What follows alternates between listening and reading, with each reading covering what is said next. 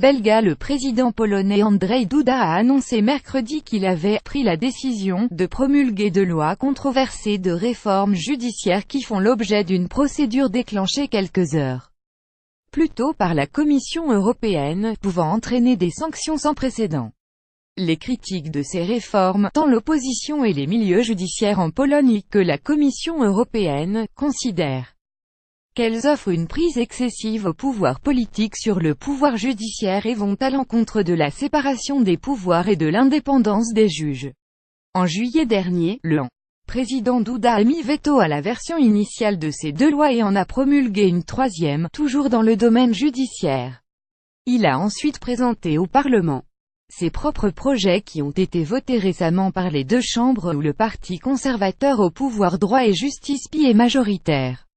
Les changements qu'il a introduits réduisent l'emprise de la majorité parlementaire et du ministre de la Justice sur le système judiciaire, mais maintiennent le contrôle général de l'exécutif sur ce dernier.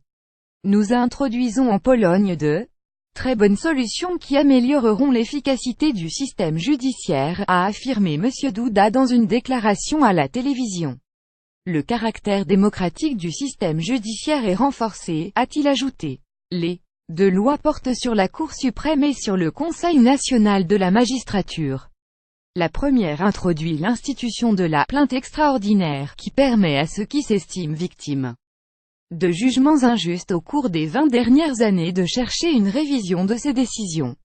Elle instaure une chambre disciplinaire, pour juger les magistrats ayant violé la loi et ainsi mettre fin à l'impunité de la caste corrompue des juges, selon l'expression utilisée par le parti au pouvoir.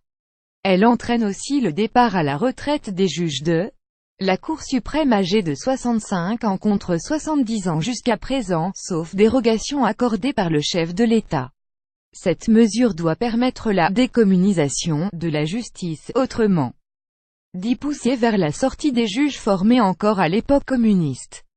La loi sur le Conseil national de la magistrature introduit l'élection de ses 15 membres par le Parlement.